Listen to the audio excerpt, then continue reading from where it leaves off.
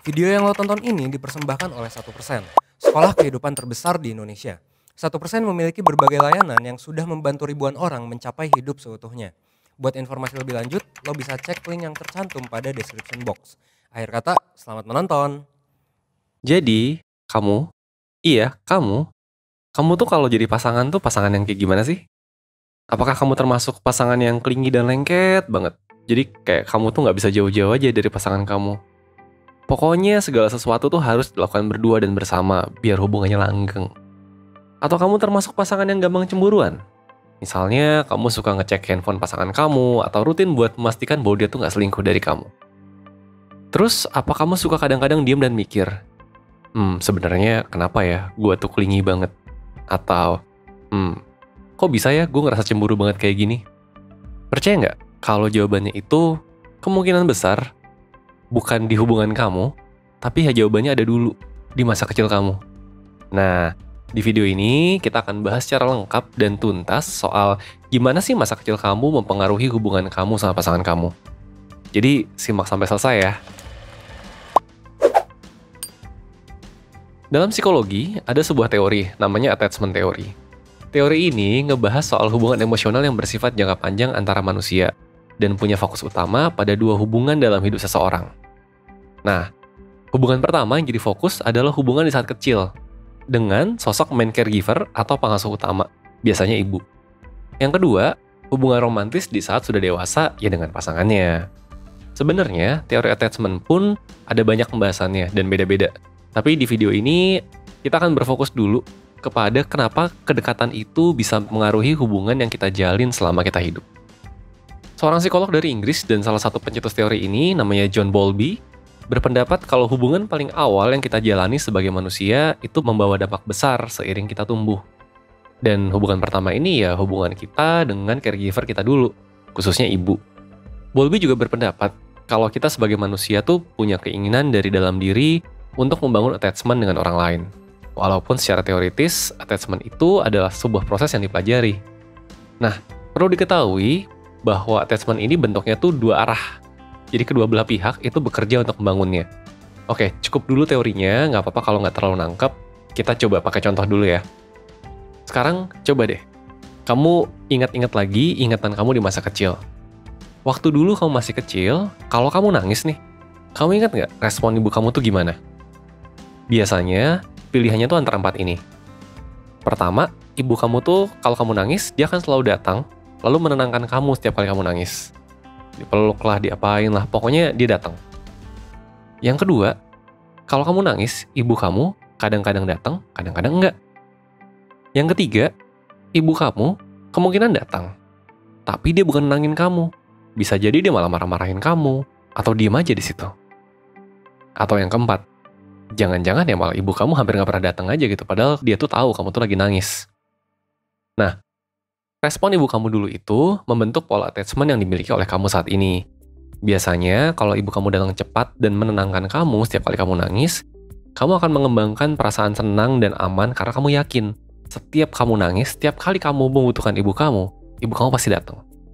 Ini namanya pola attachment yang secure, alias pola attachment yang paling ideal untuk dimiliki. Nah, kalau yang lain gimana? Di video ini, kita akan lebih banyak membahas skenario di mana kalau dulu kamu nangis, ibu kamu tuh kadang datang, kadang enggak. Nah, ini biasa dikenal dengan pola anxious attachment. Mungkin kamu udah familiar, anxious tuh artinya adalah cemas.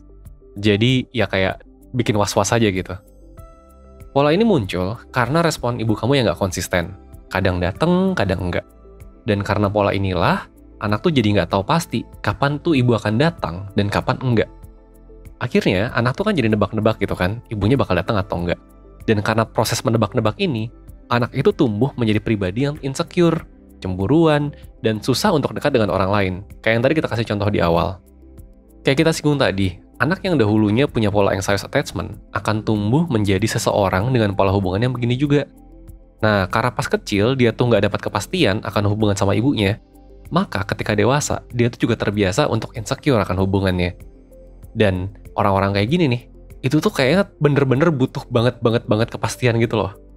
Nah, gimana sih cara mendapatkan kepastian? Salah satu strategi yang paling banyak dilakukan orang dengan anxious attachment Ya gitu, ya dengan cara terus menempel. Kenapa? Karena ketika kamu terus menempel, kamu tuh tahu kalau kamu butuh dia, dia ada di sebelah kamu. Kalau kamu nggak nempel dia, ketika kamu butuh dia, terus kamu panggil, kamu tuh takut. Datang nggak ya? Merespon nggak ya? Kenapa takut gitu? Ya karena dulu pas kecil mengalami itu sama ibunya. Nah, ciri utama dari orang dewasa dengan pola ini biasanya memiliki ketakutan ditolak oleh pasangan, suka mencari perhatian dari orang lain, mengontrol, serta punya keinginan besar untuk menjaga hubungan yang dibangun. Bahkan, nggak jarang, pasangan dengan pola ini biasanya disebut dengan tipe manja, needy, atau clingy. Sampai kadang-kadang dibilang bergantung banget sama pasangannya. Tapi di saat bersamaan, mereka tuh juga susah untuk percaya dengan orang lain. Karena mereka merasa kalau menaruh kepercayaan itu berarti memberikan celah buat orang lain menyakitinya. Kalau kamu merasa pola ini kayaknya kamu banget, video ini bukan bermaksud memberikan alasan untuk kamu marah sama ibu kamu. Karena ketidakkonsistenan dia dulu itu membuat kamu jadi seperti ini. Tapi buat ngasih tahu kamu, ada loh alasan kenapa kamu bisa menjadi orang yang seperti sekarang. Nah, berita baiknya, ini kan bukan sesuatu yang kamu dapatkan begitu lahir gitu. Ini sesuatu yang kamu pelajari dulu di masa kamu kecil. Nah, segala sesuatu yang bisa kamu pelajari, itu bisa banget untuk kamu pelajari lagi untuk hal yang lain. Misalnya apa nih? Ya gitu, misalnya tadinya pola kedekatan kamu itu adalah anxious. Tapi kamu bisa aja tuh belajar lagi supaya pola kedekatan kamu besok-besok jadi secure. Atau sebaliknya, bisa aja orang yang tadinya pola kedekatannya itu adalah secure, terus tiba-tiba punya pasangan, terus pasangannya ternyata tidak bisa dipercaya, selingkuh dari dia, mengkhianati dia, segala macem. Terus jadi berubah, jadi anxious. Nah, pembelajaran-pembelajaran seperti ini sangat-sangat mungkin dilakukan. Intinya, pola ini masih bisa berubah. Bahkan, ada penelitian yang bilang kalau pola attachment ini bisa berganti dalam periode 2 tahun. Nah, jadi kalau kamu ngerasa pola hubungan kamu tuh sekarang anxious seperti yang kita jelasin dari tadi, kemudian kamu aduh, nggak pengen kayak gini terus deh, pengen yang lebih secure, lebih nyaman gitu. It's okay, bisa banget kok dirubah. Tapi ya kalau nunggu 2 tahun, ngerti banget sih kalau nunggu 2 tahun tuh mungkin buat kamu lama banget ya. Jadi kita akan coba ngasih tahu beberapa cara yang bisa kamu coba lakukan untuk mengubah pola hubungan kamu yang tadi anxious jadi secure. Oke, yang pertama sebetulnya sudah kamu lakukan dengan nonton video ini, yaitu kamu kenali dulu pola attachment kamu tuh seperti apa. Hal ini bisa dicapai dengan refleksi dengan diri sendiri. Misalnya ngecek lagi nih kayak tadi, kenapa sih kamu melakukan sesuatu ketika merasakan emosi tertentu gitu. Nah, kamu cek lagi, apakah kamu tuh benar-benar anxious?